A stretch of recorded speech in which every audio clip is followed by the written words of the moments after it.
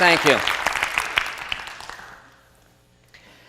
I want to discuss with you this afternoon why you're going to fail to have a great career. I'm an economist. I do dismal. End of the day, it's ready for dismal remarks. I only want to talk to those of you who want a great career. I know some of you have already decided you want a good career. You're going to fail too, because, goodness, you're all cheery about failing. Canadian group, undoubtedly.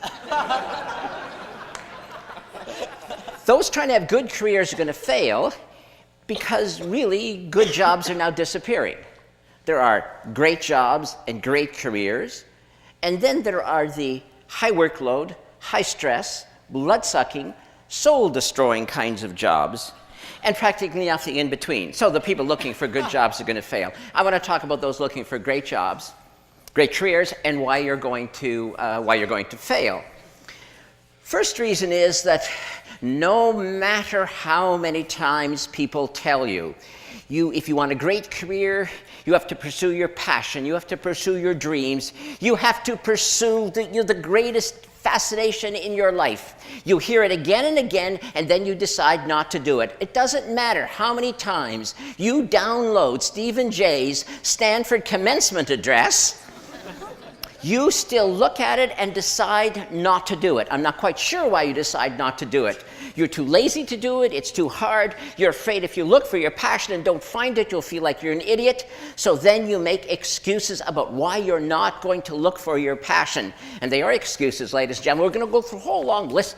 Your creativity and thinking of excuses not to do what you really need to do if you want to have a great career. So for example, one of your great excuses is, well, great careers are really and truly, for most people, just a matter of luck.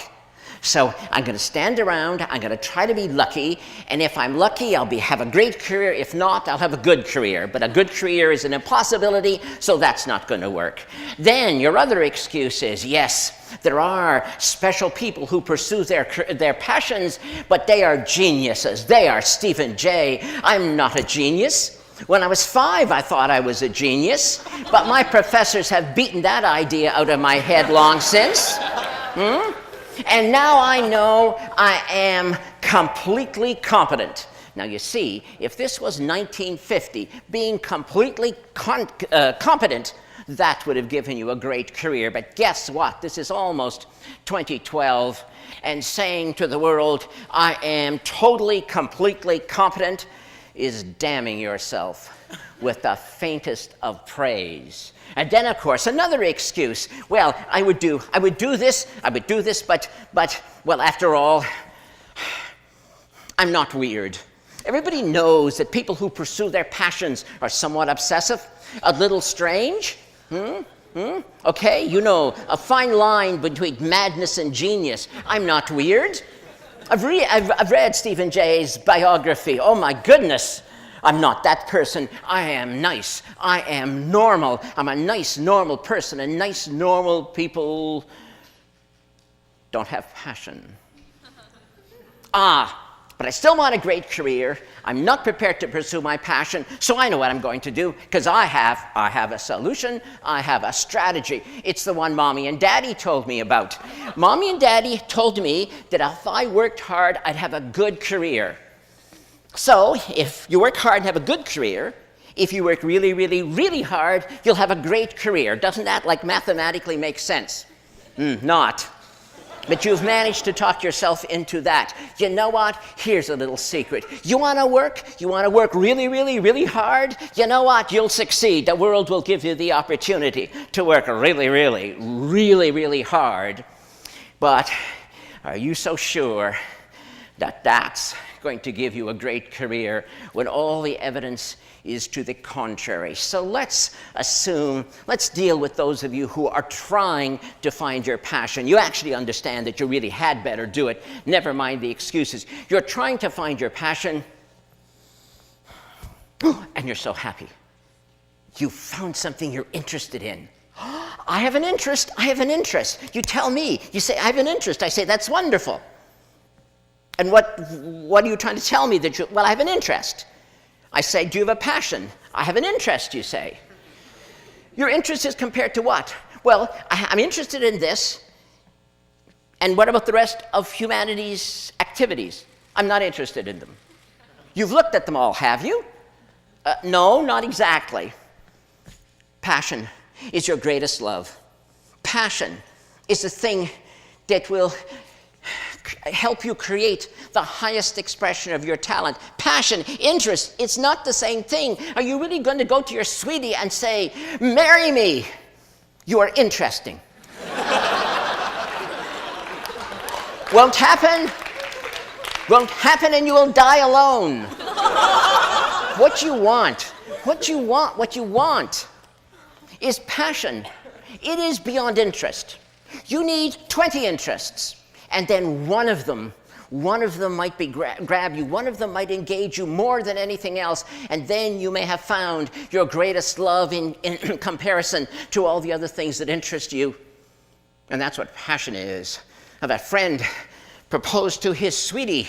He was an economically rational person. He said to his sweetie, let us marry. Let us merge our interests. Yes, he did. I love you truly, he said. I love you deeply. I love you more than any other woman I've ever encountered. I love you more than Mary, Jane, Susie, Penelope, Ingrid, Gertrude, Gretel. I was on a German exchange program then. I love you more than All right. She left the room halfway through his enumeration of his love for her. After he got over his surprise at being, turned down, he concluded he'd had a narrow escape from marrying an irrational person. Although he did make a note to himself that the next time he proposed, it was perhaps not necessary to enumerate all of the women he had auditioned for the part. But the point stands, you must look for alternatives so that you find your destiny. Or are you afraid of the word destiny? Does the word destiny scare you? That's what we're talking about. And if you don't find the highest expression of your talent, if you settle for interesting, what the hell ever that means, do you know what will happen at the end of your long life? Your friends and family will be gathered in the cemetery, and there, beside your grave site, will be a tombstone, and inscribed on that tombstone it will say, "Here lies a distinguished engineer who invented Velcro." But what that tombstone should have said in an alternative lifetime, what it should have said if it was your highest expression of talent, was, "Here lies the last Nobel laureate in physics, who formulated the grand unified field theory and demonstrated the practicality of warp drive." Velcro indeed. One was a great career. One was a missed opportunity. But then there are some of you, in spite of all these excuses, you will find your passion, and you'll still fail. You're going to fail because you're not going to do it, because you have invented a new excuse. Any excuse to fail to take action. And this excuse I've heard so many times. Yes, I would pursue a great career, but a value. Human relationships, more than accomplishment. I want to be a great friend. I want to be a great spouse. I want to be a great parent, and I will not sacrifice them on the altar of great accomplishment. What do you want me to say? Now, do you really want me to say now, tell you, really, I swear I don't kick children? Look at the worldview you've given yourself. You're a hero no matter what. And I, by suggesting ever so delicately that you might want a great career, Must hate children. I don't hate children. I don't kick them. Yes, there was a little kid wandering through this building when I came here. And no, I didn't kick him. Of course, I had to tell him the building was for adults only and to get out. He mumbled something about his mother, and I told him she'd probably find him outside anyway. Last time I saw him, he was on the stairs crying. What a wimp. Well, but what do you mean? That's what you expect me to say. Do you really think it's appropriate that you should actually take children and use them as a shield? You know what will happen someday? You ideal parent, you. The kid will come to you someday and say, I know what I want to be. I know what I'm going to do with my life. You were so happy. It's the conversation a parent wants to hear because your kid's good in math and you know you're going to like what comes next. Says your kid, I have decided I want to be a magician. I want to perform magic tricks on the stage. And what do you say? You say, that's risky, kid. Might fail, kid. Don't make a lot of money at that, kid. You know, I don't know, kid. You should think about that again, kid. You're so good at math. Why don't you? And the kid interrupts you and says, but it is my dream. It is my dream to do this. And what are you going to say? You know what you're going to say? Look, kid, I had a dream once too, but. So how are you going to finish the sentence with your but? But. I had a dream too once, kid, but I was afraid to pursue it. Or are you going to tell him this? I had a dream once, kid, but then you were born.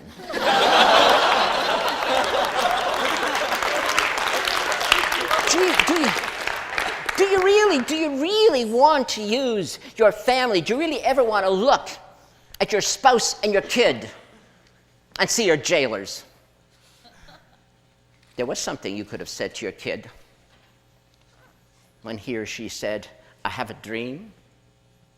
You could have said, looked the kid in the face and said, go for it, kid. Just like I did. But you won't be able to say that because you didn't. So you can't.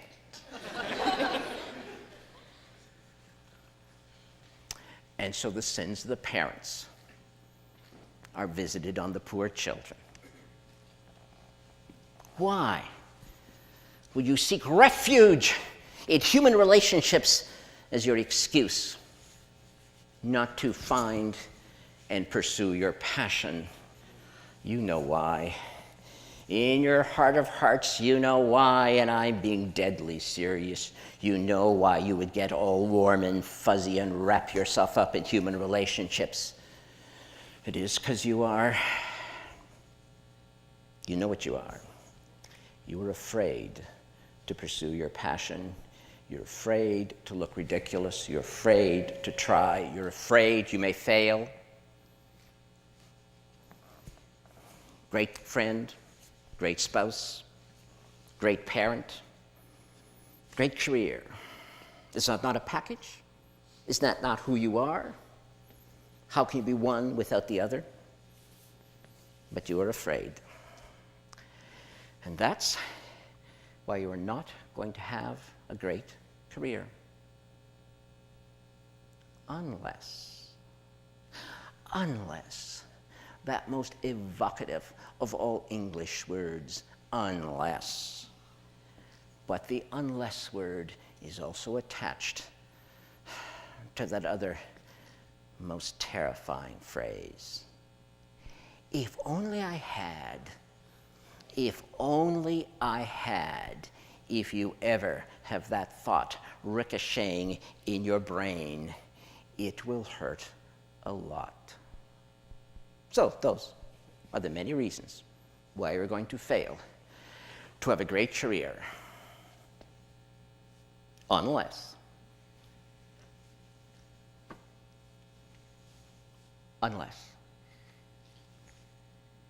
Thank you.